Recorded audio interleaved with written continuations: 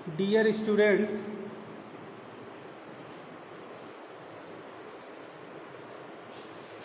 now we are going to study these topics.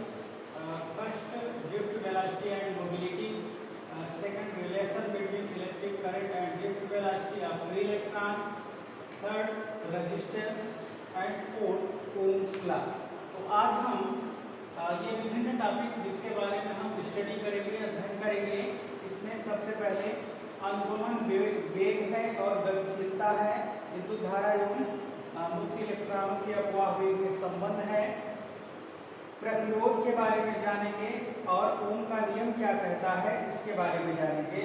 तो ये सभी टॉपिक जो भी है इसके बारे में जो भी हम डिस्कशन करेंगे यहाँ पर आपको समझाएंगे, आपको ध्यान से समझना है और अपनी बुक से अपनी कॉपी में सारी बातें लिख लेनी है। तो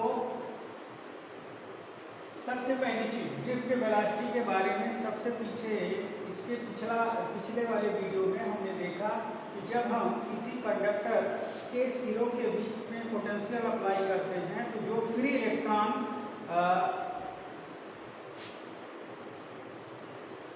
अनियमित गति करते हैं तो वो अनियमित गति करने के दौरान थोड़ा थोड़ा ड्रिफ्ट करते हैं और ये ड्रिफ्ट सभी का एक ही डायरेक्शन में होता है और ड्रिफ्ट करने का जो सबका अलग अलग वेलोसिटी होती है उसी के एवरेज वैल्यू को ही हम ड्रिफ्ट वेलोसिटी कहते हैं। ये हमने जाना। अब इसके लिए ड्रिफ्ट वेलोसिटी का हम एक्सप्रेशन कैसे लिखेंगे और ड्रिफ्ट वेलोसिटी का करंट से क्या संबंध है ये हम देखते हैं।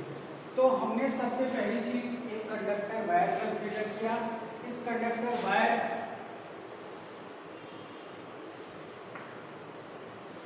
का क्रॉस सेक्शन एरिया हमने ए लिया और इसकी लेंथ हमने एल कंसीडर की। ये क्रॉस सेक्शन एरिया हो गया, ये आपकी लेंथ हो गई और ये दोनों एंड्स पर हमने पोटेंशियल अप्लाई किया। ये बैटरी से हमने जोड़ दिया। इस बैटरी का जो पोटेंशियल डिफरेंस है यानी पोटेंशियल है वो 20 वोल्ट का है। तो इधर ये जब भी हम बैटरी का रिप्रेजेंटेशन करते हैं तो दो पैरेलल लाइनें होती हैं। पैरेलल लाइन में सबसे बड़ी लाइन ये पॉजिटिव टर्मिनल को इंडिकेट करती है, छोटी लाइन निगेटिव टर्मिनल को इंडिकेट करती है। तो इधर इसका पॉजिटिव टर्मिनल है, इधर निगेटिव टर्मिनल है। तो पॉजिटिव टर्मिनल का पोटेंशियल ज़्यादा होगा और निगेटिव टर्मिनल का पोटेंशियल कम होगा। दोनों के बीच में पोटेंशियल डिफरेंस होगा, तभी ये चार्जेस मूव करेंगे। अब इस सिरे को प्लस से जोड़ा है तो यहाँ पर पॉजिटिव चार्ज डेवलप हो गया, यहाँ पर निगेटिव चार्ज डेवलप हो गया, दोनों के बीच पोटेंशियल डिफरेंस हुआ। अब इलेक्ट्रिक फील्ड बनेगा positive to negative electric field बनेगा। यहाँ पर हमने एक इलेक्ट्रॉन दिखाया। अब इस इलेक्ट्रॉन पर फोर्स किस डायरेक्शन में एक्सपीरियंस होगा तो हमने इसके पहले ही पढ़ा है कि इलेक्ट्रॉन पर फोर्स इलेक्ट्रिक फील्ड की जस्ट अपोजिट डायरेक्शन में एक्सपीरियंस होता है, महसूस होता है। तो ये इस डायरेक्शन में फोर्स एक्सपीरियंस होगा तो इसी डायरेक्शन में ये ड्रिफ्ट करेगा। हमने इसकी ड्रिफ्ट वेलोसिटी बीडी मान ली।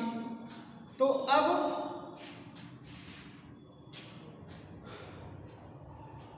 एक इलेक्ट्रॉन के लिए इसकी जो वेलोसिटी है हमने v is equal to u plus a t द्वारा, ये जनरल एक्सप्रेशन है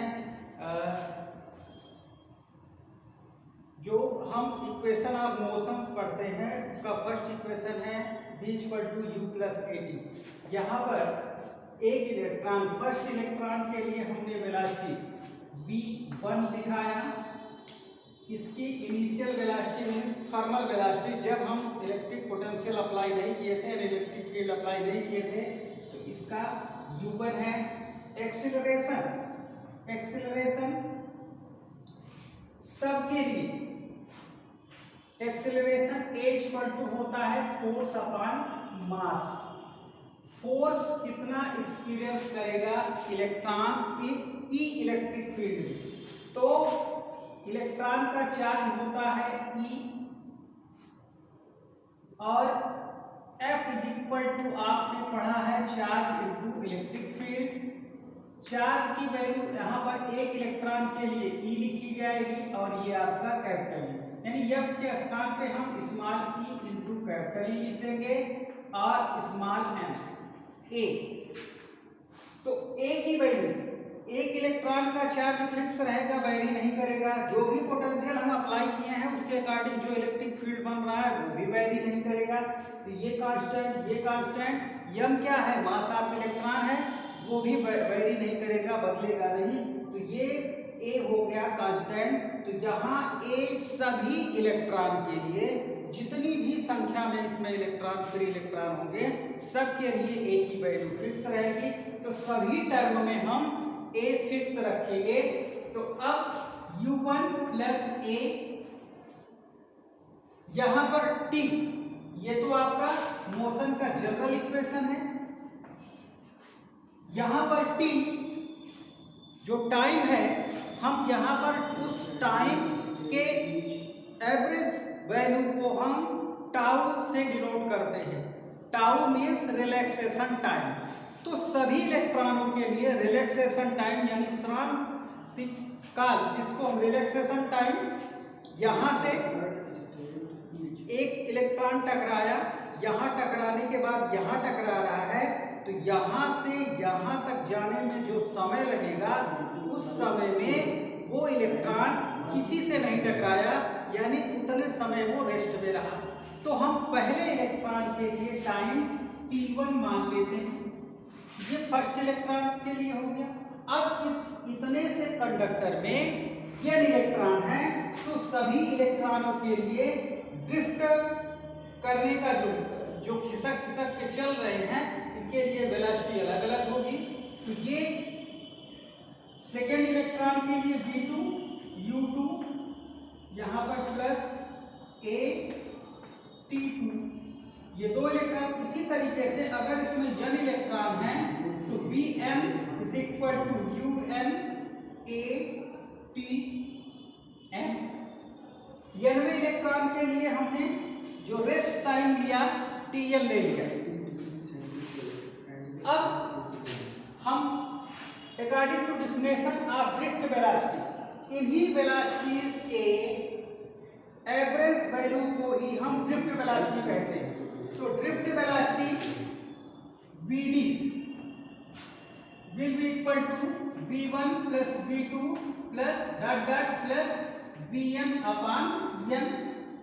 सब की वैल्यू रखेंगे,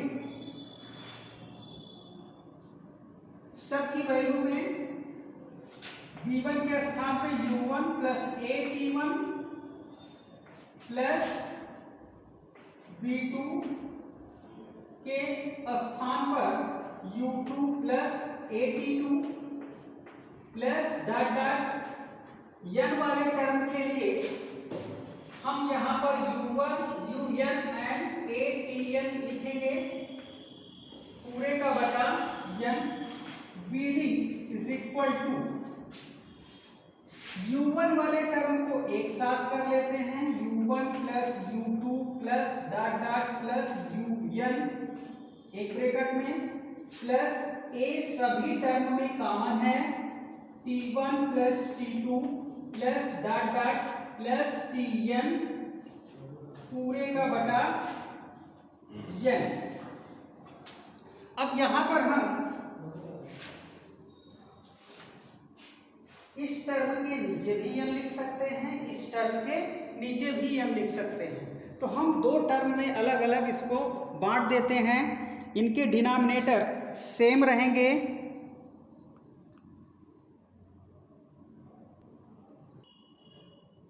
चलिए, तो आगे हम इस टर्म के नीचे n, इस टर्म के नीचे n लिख देते हैं। U1 plus U2 plus dot dot plus Un upon n plus a common लिया हमने, T1 plus T2 plus dot dot plus Tn अपान n। इसके आगे हम जानते क्या हैं, यहां देख लेते हैं हम। हमको पता है जो थर्मल वेलोसिटी की एवरेज वैल्यू होती है वो 0 होती है।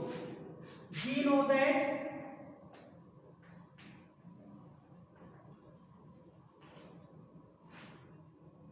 u1 plus u2 plus dot dot plus un upon m, that is 0, and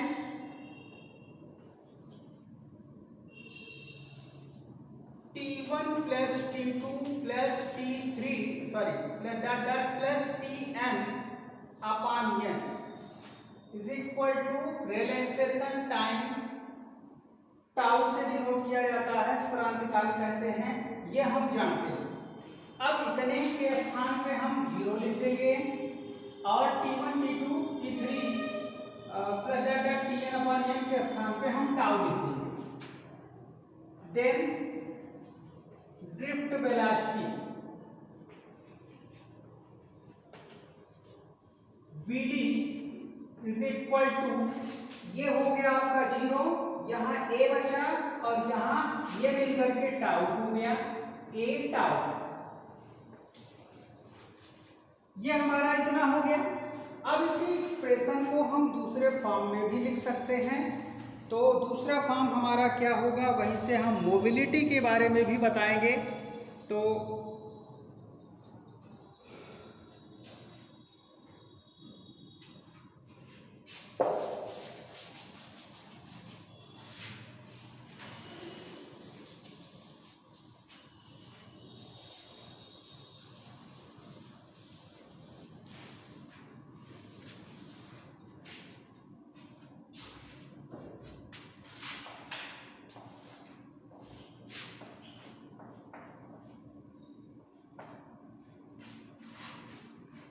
हमको फाइनली ड्रिफ्ट वेलोसिटी मिला vd, d for drift, b for velocity.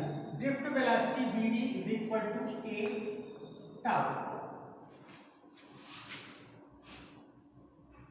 यहां से एक कांस्टेंट टर्म है, a की वैल्यू जब हम यहां पर लिखेंगे तो ये एक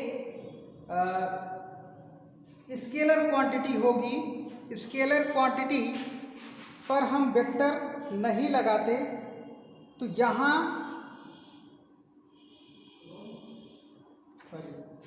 ये acceleration is scalar sorry vector quantity and tau relaxation time है, time is also scalar quantity. तो वेलोसिटी ये हम इस पर वेक्टर फॉर्म में इस पर रिप्रेजेंटेशन में तीर लगा देंगे और इस पर भी लगा देंगे। अब यहां से हम एक्सेलरेशन की वैल्यू लिखते हैं। हमने इसके पहले बताया कि ई इलेक्ट्रिक फील्ड है, एक इलेक्ट्रॉन की हम बात कर रहे हैं, तो इस पर फोर्स लगेगा F equal to E into capital E।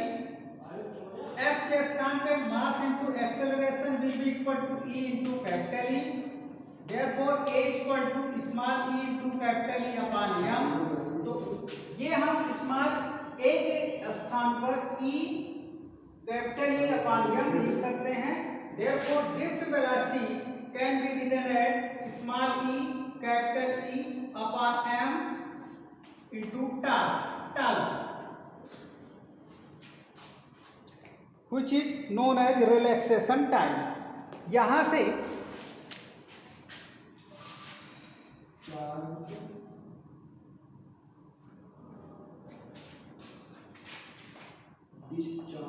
E tau upon m into e इस फॉर्म में लिख देंगे। अब ये आप इसको e tau upon small m is equal to mu e. अब mu e is a constant. क्यों कांस्टेंट होगा? अगर हम रिलैक्सेशन टाइम डिपेंड करता है टेम्परेचर। अगर हम उस कंडक्टर वायर का टेम्परेचर हम राइज कर दें, बढ़ा दें, तो वो जो फ्री इलेक्ट्रॉन है जल्दी जल्दी टकराना शुरू करेंगे, क्योंकि उनकी जो थर्मल वेलोसिटी है बदल जाएगी और इसके कारण वो जल्दी जल्दी टकराएंगे। तो जल्दी जल्दी टकराने के दौरान जो रेस्ट टाइम है वो घट जाएगा। तो रेस्ट टाइम घट जाने पर ड्रिफ्ट वेलोसिटी भी घट जाएगी। अब आगे ड्रिफ्ट वेलोसिटी का क्या रिलेशन है करंट पर, हम उसको देखेंगे। ये टाउ ई टाउ अपॉन एम ये कांस्टेंट है, ई ऑलरेडी कांस्टेंट है। इसको टाउ को यानी हम अगर टेम्परेचर राइट ना करें तो ये भी कांस्टेंट रहेगा, बदलेगा नहीं, ये ऑलरेडी कांस्टेंट है।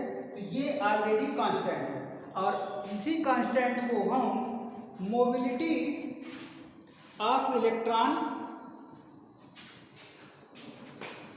Is equal to where mu e is constant, which is known as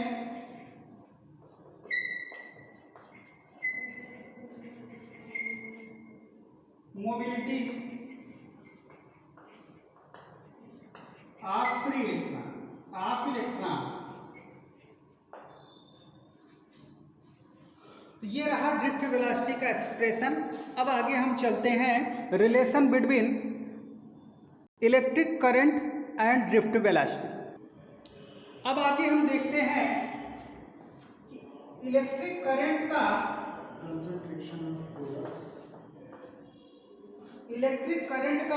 drift velocity से क्या रिलेशन है। तो हमने पिछले वीडियो में चर्चा किया था कि 1 मीटर क्यूब वॉल्यूम हो अगर कंडक्टर का, तो उसमें फ्री इलेक्ट्रॉनों की संख्या जो है 10 टू पावर 29 के नियर अबाउट होती है, 10 की घात 29 के लगभग होती है। तो free electron per unit volume के लिए फिक्स रहता है पर मीटर क्यूब के लिए। तो हमने एक कंडक्टर वायर लिया, उस कंडक्टर वायर में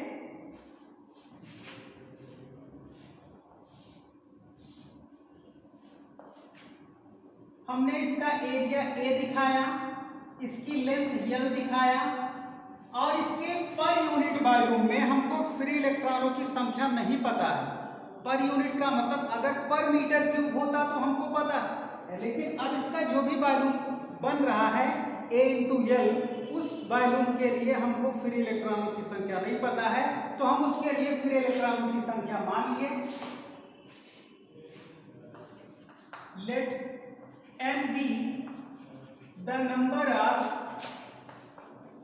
free electron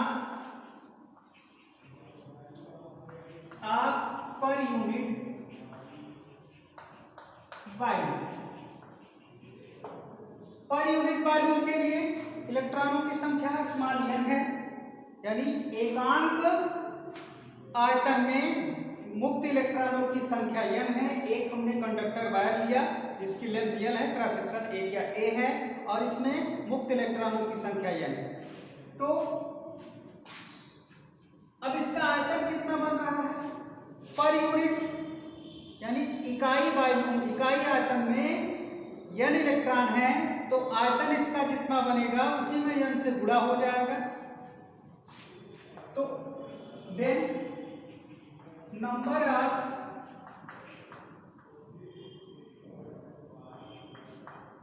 free electron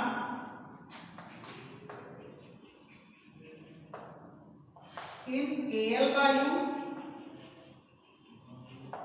volume cross section area A है, लेंथ एल है। तो सिलेंडर जैसा इसका शेप है, सिलेंडर का जो वॉल्यूम होता है बेस एरिया यानी cross section area into height. तो यहाँ पर हाइट लेंथ के फॉर्म में है, तो length area into length is a volume. L volume में कितना होगा, ये एन एल हो जाएगा। अब एक इलेक्ट्रॉन पर चार्ज कितना होता है, एक इलेक्ट्रॉन पर चार्ज हम लिखते हैं स्मॉल ई से, उसकी वैल्यू हम जानते हैं 1.6 × 10⁻⁻19 कूलम होता है। तो यहां पर हेंस चार्ज ऑफ NaL इलेक्ट्रॉन। चार्ज Q इक्वल टू कितना हो जाएगा, एक इलेक्ट्रॉन पर E चार्ज लिखा जाता है, कुल इलेक्ट्रॉन इतने हैं तो कुल इलेक्ट्रॉनों का E से गुणा यानी MEAL, ये कुल इलेक्ट्रॉनों की संख्या हो गई।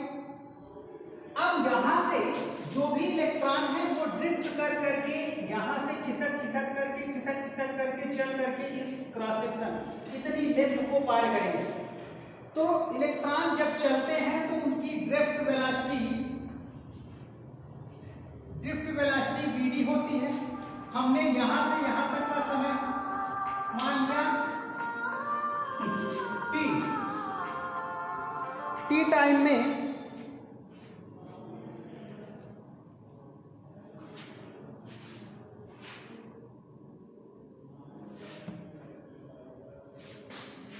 चार्ज हमको मिल गया, करंट निकालना है I इक्वल टू, हाँ सबसे पहले टाइम निकालेंगे, time t is equal to distance upon speed या डिस्प्लेसमेंट अपॉन स्पीड। अब फ्री इलेक्ट्रॉन यहां से इस एंड को क्रॉस करने में t टाइम ले रहे हैं, इनकी वेलोसिटी vd है, तो time t will be equal to L upon vd हो जाएगा। समय बराबर हम जानते हैं दूरी बटा 4। आपको कुल चार्ज पता चल गया, कुल समय पता चल गया। अब चार्ज बटा समय हम जानते हैं current, we know that I equal to Q upon T। Q की वैल्यू है NeAL अपॉन T की वैल्यू आपको मिली है L अपॉन Vd। तो L से L कैंसिल हो गया, ये Vd ऊपर चला गया, तो आपका I बराबर आया I is equal to MEAVd। ये आपका रिलेशन हो गया, relation between electric current and drift velocity of free electron. अब हमको यहां से दिख रहा है कि अगर वायर का क्रॉस सेक्शन एरिया फिक्स है तो number of free electron fix होंगे, उसमें बदलेंगे नहीं, इलेक्ट्रॉन का चार्ज नहीं बदलेगा, तो ये सभी कांस्टेंट हो गए। तो I is directly proportional to Vd, यानी Vd बढ़ेगा तो I बढ़ेगा, Vd कम होगा तो I कम होगा। तो अब एक बार फिर से हम, एक कंडक्टर वायर ये है, अगर इसका हम टेम्परेचर बढ़ा देते हैं तो इसमें जो फ्री इलेक्ट्रॉन है वो ड्रिफ्ट भी करेंगे, जल्दी टकराएंगे तो रिलैक्सेशन टाइम घटेगा, रिलैक्सेशन टाइम घटेगा तो ड्रिफ्ट वेलोसिटी घटेगी, ड्रिफ्ट वेलोसिटी घटेगी तो करंट कम होगा। तो यहाँ से अभी तक जो भी हमारा लॉजिक है उसके अकॉर्डिंग अगर Vd कम हो रहा है तो I कम होगा, और लॉजिक हमने लिया टेम्परेचर राइज करेंगे तो रिलैक्सेशन टाइम कम होगा, जल्दी फ्री इलेक्ट्रॉन टकराएंगे और टकराने पर रिलैक्सेशन टाइम घटेगा तो ड्रिफ्ट वेलोसिटी घटेगी। अब ये हो गया हमारा सेकंड टॉपिक। अब इसके बाद हम थर्ड टॉपिक पर आते हैं।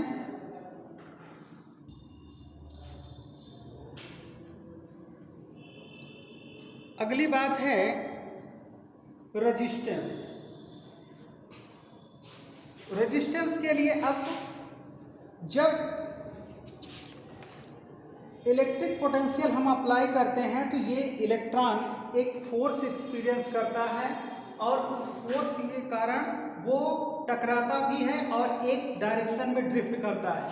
एक डायरेक्शन में ड्रिफ्ट करने की वजह से किसी भी कंडक्टर में नंबर ऑफ फ्री इलेक्ट्रॉन बहुत अधिक होने के कारण इनकी जो इफेक्टिव वैल्यू होती है वो बहुत ज़्यादा होती है, इसीलिए करंट फ्लो होता है। अब यहाँ पर टकराने के दौरान इनके चलने में एक रुकावट आती है। तो यहाँ पर जो रेजिस्टेंस है वही अवरोध, यानी इलेक्ट्रॉन के मोशन में जो अवरोध बन रहा है वही रेजिस्टेंस कहलाता है। यहाँ पर जो हम डिफिनेशन लिखेंगे रेजिस्टेंस की डिफिनेशन है the ratio of the potential difference to the current is called resistance of the conductor.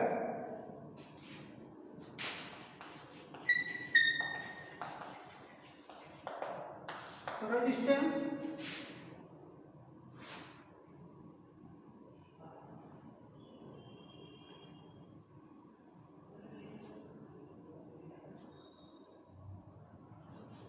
Ratio of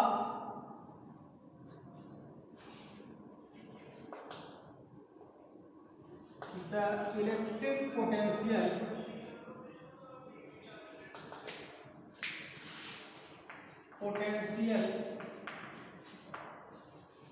difference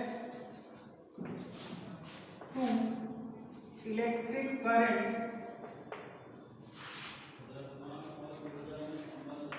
is called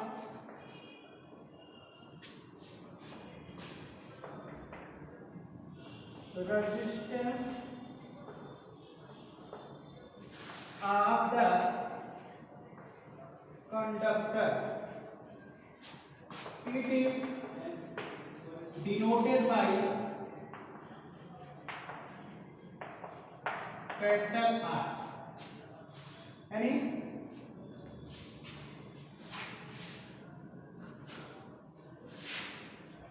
the ratio of the electric potential difference to electric current is called resistance of the conductor. It is denoted by R.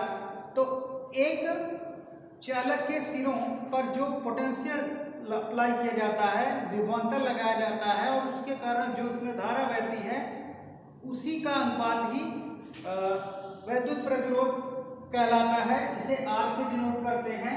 यदि किसी conductor wire के दोनों ends पर हम potential difference भी apply करें और apply करने के कारण उसमें करंट यानी धारा I प्रवाहित हो रही है, तो जो रेजिस्टेंस होगा R=V/I होगा। अब इसकी यूनिट हम लिखेंगे यूनिट V, पोटेंशियल की यूनिट होती है volt, I ampere. Dimensional formula विधि सूत्र हम लिखेंगे W/Q होता है V की वैल्यू और यहाँ पर ये I, तो W यानी वर्क की यूनिट डायमेंशनल फार्मूला बनेगा mL2T-2/Q का AD और I का A। तो A और A मिल करके A², ये बना आपका mL2T-3A-2।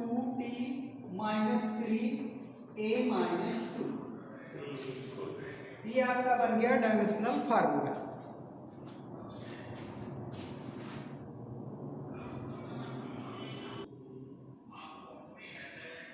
अब यहां पर वोल्ट पर एम्पियर को एक ही R ओम भी कहते हैं और इसे डिनोट करते हैं।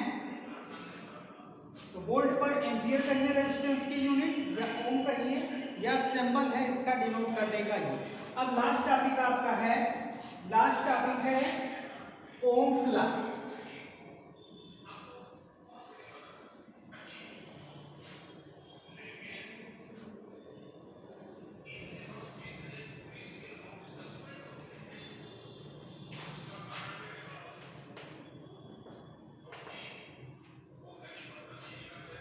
अब ओम्स लॉ क्या कहता है?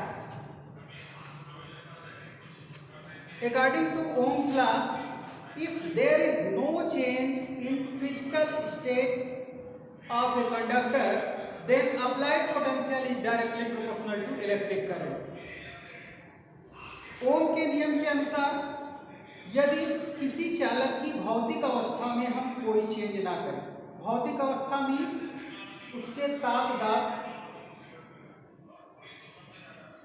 में हम कोई परिवर्तन ना करें, तो जो भी हम पोटेंशियल अप्लाई करेंगे चालक के सिरों पर, जो भी हम विभव लगाएंगे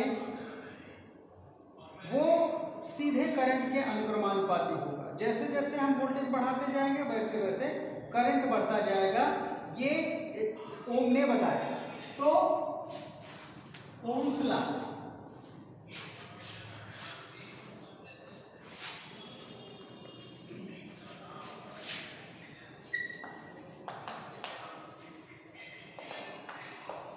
according to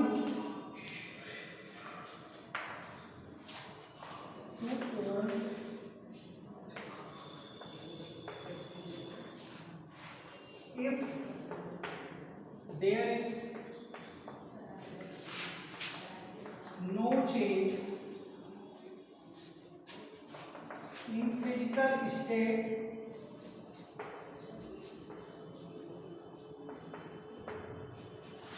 of a conductor, then applied potential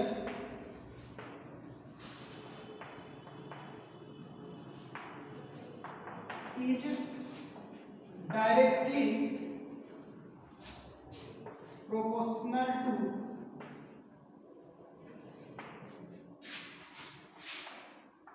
current। अब यहां पर अगर B पोटेंशियल हम अप्लाई कर रहे हैं, करंट उसमें I फ्लो हो रही है, तो B directly proportional to I। Constant हटाते हैं यहां पर, तो हमें एक कांस्टेंट लेना पड़ता है। यहाँ कांस्टेंट हमने R लिया, where R is the constant which is known as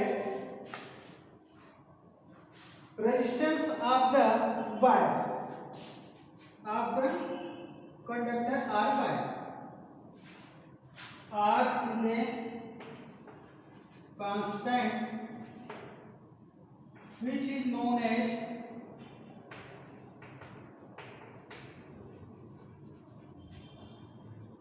resistance of conductor।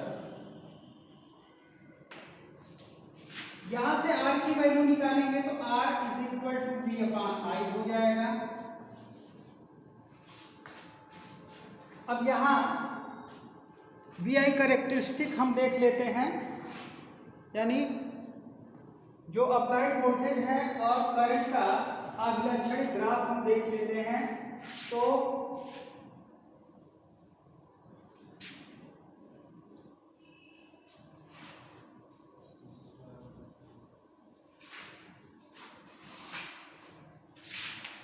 VI characteristic,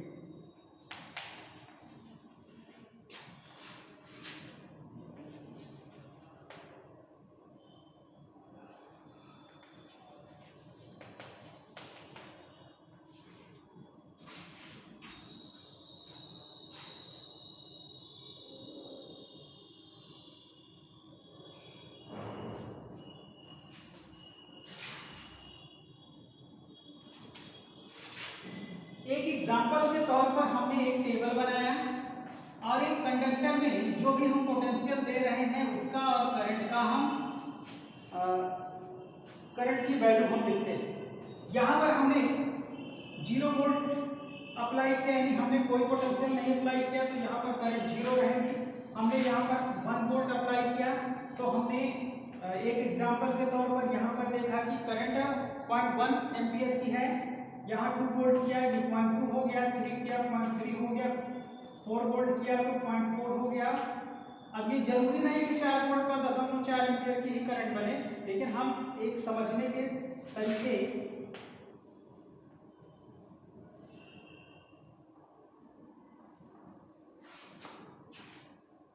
हमारे समझने के तरीके इस तरीके से हो सकते हैं। 0.1, 0.2, 0.2 according to applied this potential. तो यहाँ पर एक ग्राफ हम खींचते हैं। यहाँ पर हमने दिखाया वोल्टेज, यहाँ पर हमने दिखाया करंट। यहाँ पर 0 वोल्ट था तो करंट भी 0 थी। यहाँ पर 1 volt, 2 volt, 3 volt, 4 volt, 5 volt. यहाँ 0.1, 0.2, 0.3, 0.4, 0.5। तो ये 0.1, 0.2, 0.3, 0.4, 0.5। तो यहाँ 1 वोल्ट हमने अप्लाई किया तो 0.1, 2 वोल्ट, तो ये 3 वोल्ट, ये 4 वोल्ट पर 0.4, यहाँ इसकी सीध में आएगा ऐसे ही। तो यहाँ पर हम ग्राफ खींचेंगे तो ये एक स्ट्रेट लाइन होगा, इस तरीके का ग्राफ बनेगा। अब इसी में मान लीजिए कहीं कहीं अप्लाइड पोटेंशियल के अकॉर्डिंग करंट कम ज़्यादा हो रही है, तो हमारा ग्राफ बदल भी सकता है। अगर अप्लाइड पोटेंशियल के अकॉर्डिंग करंट ज़्यादा बढ़ रही है तो ये इस तरीके से कर्व भी हो सकता है। ये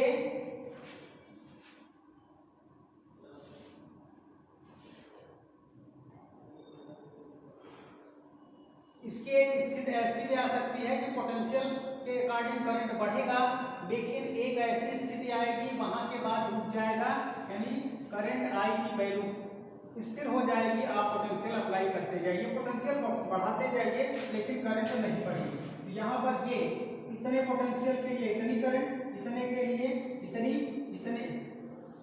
इतने के लिए इतनी करंट, थोड़ा इस तरीके से जाए, ये आपका हो गया इसके लिए। तो ये अलग अलग इसके जो BI कैरेक्टरिस्टिक हैं हम कंडीशन के अकॉर्डिंग हम खींच सकते हैं। तो ये आज का रहा इतना टॉपिक, इसे अपनी कॉपी में नोट कर लेंगे। Thank you.